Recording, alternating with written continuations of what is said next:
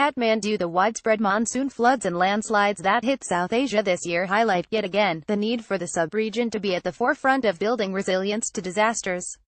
This is stated in the sub-regional report prepared by the United Nations Economic and Social Commission for Asia and Pacific UNESCAP and made public amidst a news conference here on Tuesday.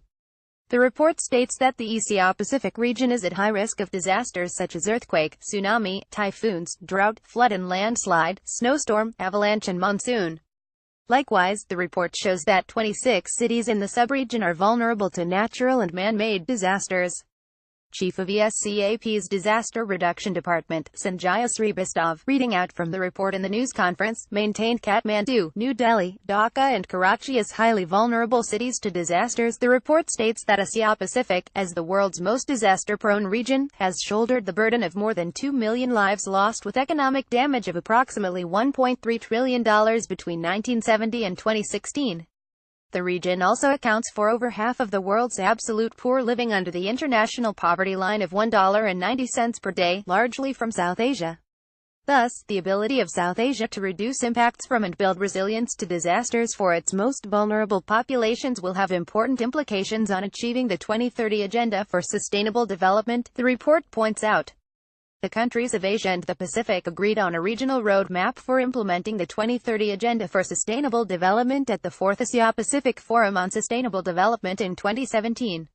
The roadmap identifies priority areas of regional cooperation for the means of implementation and partnerships, as well as 6 thematic areas including disaster risk reduction and resilience that correspond to major challenges still faced particularly in South Asia.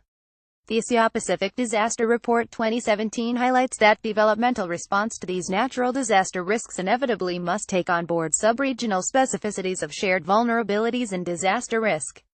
Countries in South and Southwest Asia are exposed to floods, drought, tropical cyclones, and high seismic risks with the inherent critical vulnerability embedded in widespread poverty, hunger and food insecurity.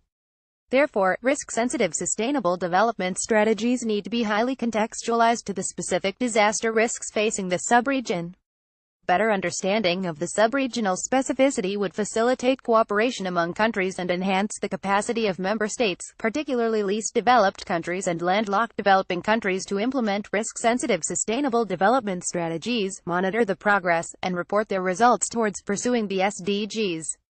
In this regard, ESCAP organizes a training workshop with expert group discussions on addressing disaster risks specific to South and Southwest Asia from 30 to the 31st of October in Kathmandu, with its partners including the SAARC Disaster Management Center SDMC, Regional Integrated Multi-Hazard Early Warning System RIMES, and the Asian Disaster Preparedness Center ADPC.